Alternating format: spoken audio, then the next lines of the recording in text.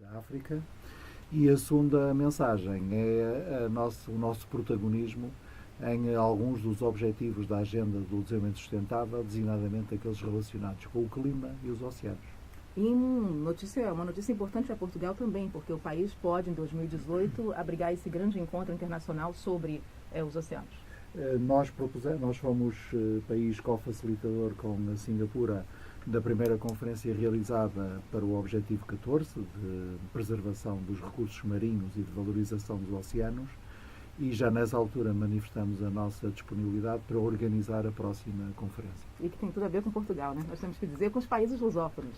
Com Portugal e os países da CPLP, porque é muito importante ter sempre presente que todos os países da CPLP, todos os 9 países membros da Comunidade dos Países de Língua Portuguesa, são países costeiros, são países marítimos.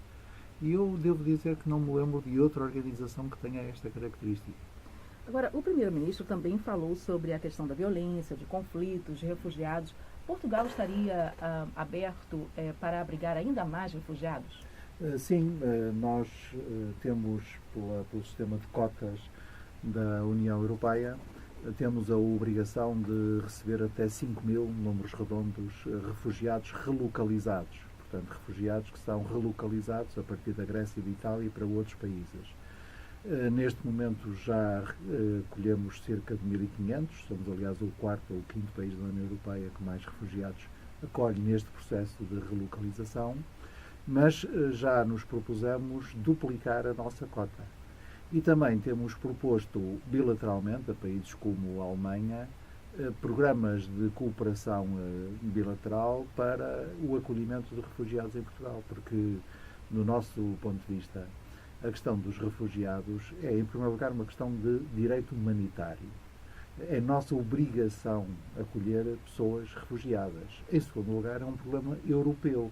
Não pode ser só um problema da Grécia e da Itália, que são os países a que chegam mais refugiados, e agora também Espanha, nem é um problema apenas da Alemanha, que é o país destino final para muitos deles. É uma questão que diz respeito a todos. Portugal tem uma boa tradição de integração de estrangeiros. Nós próprios somos um país de emigrantes e, por isso, temos condições, do ponto de vista de apoio social, para receber mais refugiados. Mas quando o senhor diz duplicar, se essa cota é de 5.000 a chegar a 10.000, exatamente. E nesse momento os senhores receberam 1.500, o país recebeu, ou seja, então, duplicando essa cota, ainda existe um espaço para 8.500 refugiados. Sim, nós temos, aliás, um problema, porque nós na Europa, porque mesmo os refugiados que são relocalizados, depois parte deles abandona os países que foram relocalizados procurando chegar, designadamente à Alemanha.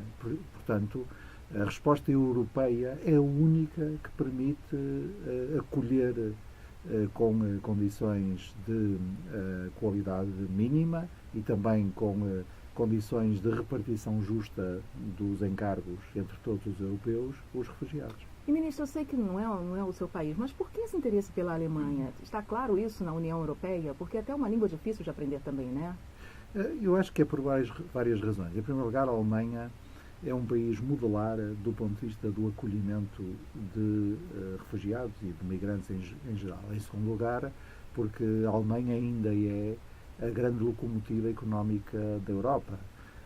E em terceiro lugar, porque, como no caso dos migrantes, também no caso dos refugiados, quando nós procuramos perceber, encontrar as razões pelas quais eles tomam decisões, reparamos que a principal razão é o agrupamento familiar. As pessoas procuram ir para perto de onde estão já seus parentes, ou seus conterrâneos, seus patrícios, ou seus compatriotas. E por isso há um efeito de atração que explica que, eu compreenda, que refugiados que venham para uma localidade, um município do interior de Portugal, onde não conhecem ninguém, nem têm nenhum parente, prefiram, se puderem, ir para Bremen ou para Hamburgo, onde sabem que têm parentes ou patrícios. Uma questão de integração, o senhor está certo. Bom, vamos falar agora de cooperação de Portugal com as Nações Unidas. O país tem sido ativo nas operações de paz. Portugal pretende ampliar essa cooperação? Sim, nós nos últimos anos, por causa da crise financeira que vivemos, fomos obrigados, entre outras coisas, a reduzir a nossa contribuição para operações de paz e de estabilização. E agora estamos a reforçá-las de novo. E nessa lógica de reforço, a nossa prioridade número 1 tem sido para as Nações Unidas. Porque quando nós olhamos para a nossa contribuição para, como se diz, a produção líquida de segurança, nós, por causa da nossa inserção geopolítica, trabalhamos sempre em 3 tabuleiros complementares. O tabuleiro das Nações Unidas, o tabuleiro da União Europeia e o tabuleiro na NATO. E é muito importante para nós contribuirmos nestes 3 planos. Portanto, nós hoje participamos em missões que são das Nações Unidas, como disse, designadamente em África. Participamos em missões que são da União Europeia, também em África, mas na Europa e no Médio Oriente, e participamos também em missões NATO. E em nível de ampliação já haveria uma área específica onde essa ampliação ocorreria? O Conselho Superior de Defesa Nacional, que é o órgão no Estado português que decide, já decidiu, aliás, ontem mesmo, que para o ano de 2018 as áreas de reforço serão a Ásia Central. Nós vamos reforçar a nossa presença na missão internacional no Afeganistão e também na Europa. Bom, falando agora também de operações de paz e conflitos políticos, nós lembramos da Guiné-Bissau. Ontem, o primeiro-ministro do país, o Umaru Sissoco Embaló, conversou com a ONU News com exclusividade após seu discurso e disse que Guiné-Bissau está prestes a resolver. Ele acha que dessa crise política deve ser resolvida muito brevemente e pelos próprios guineenses, ele disse. Agora, o que Portugal tem feito com os demais países de língua portuguesa, organizações regionais, para ajudar no fim desse impasse, ministro? Portugal não tem outro interesse que não a estabilidade da Guiné-Bissau. E porquê é que tem esse interesse? Por 2 razões. Em primeiro lugar, porque nós somos um país amigo da Guiné-Bissau e, em segundo lugar, porque a Guiné-Bissau é um Estado importante numa zona, o Golfo da Guiné, que, do ponto de vista da segurança internacional, é crítica. Basta pensar que, no nosso caso, metade da energia que nós importamos chega até nós atravessando o Golfo da Guiné.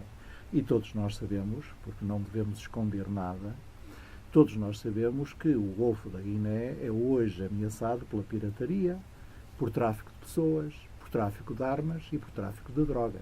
E, portanto, é uma responsabilidade da comunidade internacional ajudar à estabilização de toda aquela área. Agora, eu estou 100% de acordo com o Primeiro-Ministro da Guiné-Bissau quando ele diz que quem tem que resolver o problema da Guiné-Bissau são os guineenses. Nós apenas podemos ajudar, seja na formação da comunidade internacional, o chamado Grupo P5, seja no âmbito da comunidade dos países de língua portuguesa. Para nós as coisas são claras, porque há um acordo assinado em Conakry entre as partes. E, portanto, esse acordo deve ser cumprido.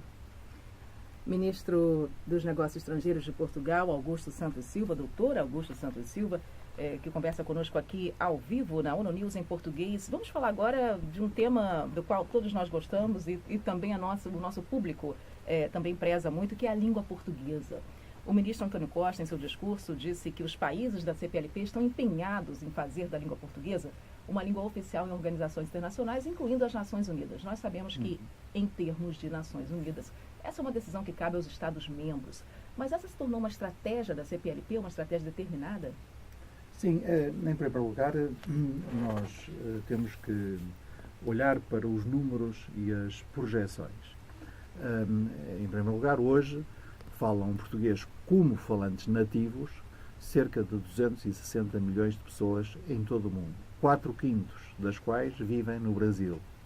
De acordo com as projeções das Nações Unidas, por meados deste século, ainda vários de nós estarão vivos, esse valor atingirá perto de 400 milhões.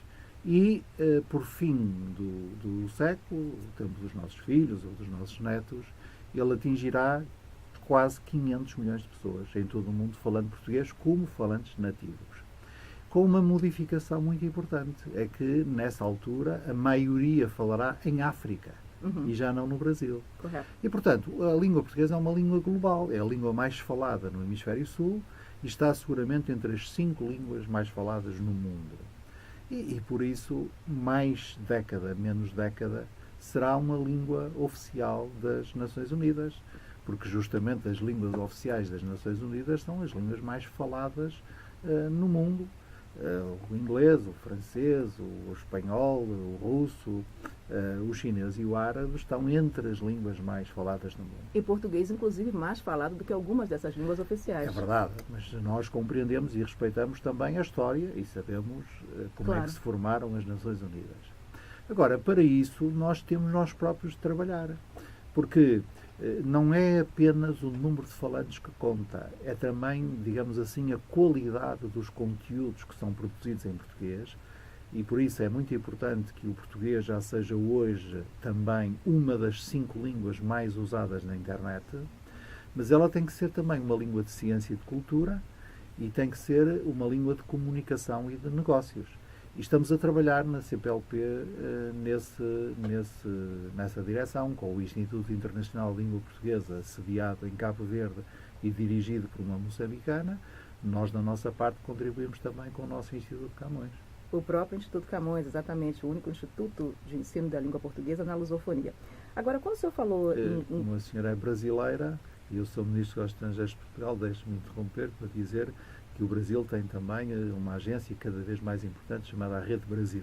Exatamente, e os centros de estudo brasileiros também, exatamente. E discute-se no Brasil, o próprio ministro das Relações Exteriores já comentou isso, a criação de um instituto nos moldes do Isso seria do Cervantes. Muito importante. Isso, aliás, seria uma mudança qualitativa absolutamente extraordinária. De promoção da língua, exato. Talvez essa notícia possa ser dada ainda algum dia. Ouvirá as minhas palmas. Ministro, mas agora para terminar, quando o senhor fala que a CPLP está se organizando ainda mais, o que poderia ser feito, na sua opinião, vamos dizer, a curto prazo, para que essa língua portuguesa possa funcionar ainda mais como elemento de afirmação política no mundo, como já ocorre com outras fonias, a hispanofonia, a francofonia, a anglofonia, como o senhor acabou de citar? Olha, em primeiro lugar, é justamente fazendo aumentar o número de organizações internacionais que usam o português como uma das línguas oficiais. A União Africana, a CEDEAO, a Comunidade dos Países da África Ocidental, a Conferência Ibero-Americana. Nós devemos multiplicar a presença do português em organizações internacionais, sejam elas de alcance global ou regional, e também devemos estimular os passos técnicos que têm sido dados no sentido de aproximar de fazer cruzar as diferentes variantes do português. O Instituto Internacional de Língua Portuguesa em Cabo Verde tem um trabalho muito meritório nisso, do ponto de vista, por exemplo, de harmonização das terminologias técnicas e científicas. Vocabulários. E depois, sobretudo, nós contamos com uma grande coisa a nosso favor. Para além da demografia, a nossa projeção internacional, repara, por exemplo, no futebol, Portugal e o Brasil estão hoje nos 5 primeiros lugares do ranking da FIFA. Nas literaturas, as literaturas africanas de língua portuguesa, juntamente com a literatura brasileira e a literatura portuguesa, estão hoje numa fase de grande pujança, e na circulação científica e académica. É por aí que nós vamos paulatinamente fazendo crescer a importância da nossa língua. Para concluir, mas não menos importante, é a presença de líderes mundiais que falam português. Termos hoje o secretário-geral das Nações Unidas como falante português, temos 2 distintíssimos brasileiros à frente da FAO e à frente da Organização Mundial de Comércio. Temos, por exemplo, aqui nas Nações Unidas, o painel sobre as operações de paz, liderado por outro grande falante de português, o Prémio Nobel da Paz, Ramos Horta. de a presença dos líderes angolanos e moçambicanos na cena política africana ser cada vez mais visível. Tudo isso cria condições para que este dado demográfico, cada vez mais gente falará a língua portuguesa, se transforme num facto político. E aí só fica faltando o orçamento. Mas o orçamento, sabe que eu já levo vários anos de governo em várias pastas.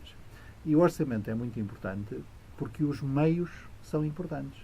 Mas se você não sabe para que é que quer os meios, pode ter todos os meios do mundo. Nunca conseguirá chegar ao seu fim porque não sabe qual é o seu fim. Ministro, sempre fim no sentido de finalidade. Exato. Sempre um grande prazer conversar com o senhor, ministro dos Negócios Estrangeiros de Portugal, doutor Augusto Santos Silva, aqui na ONU News em português. Os microfones estão abertos para o senhor sempre que vier a Nova York e também de Lisboa. Mais alguma coisa que o senhor gostaria de acrescentar a essa entrevista? Sim, que é dentro desta nossa tradição que é de todos, porque a nossa força é a força das ideias, o nosso power, o nosso poder é apenas soft power. Esta própria emissão é muito importante. Muito obrigada, ministro. Um grande prazer conversar com o senhor. Muito obrigada pela sua entrevista à ONU News em português. Agradeço também a presença da embaixadora Cristina Pucarinho e dos demais colaboradores da missão de Portugal junto às Nações Unidas. E boa sorte para o senhor e boa viagem de volta a Portugal. Muito obrigado. Obrigada. Okay.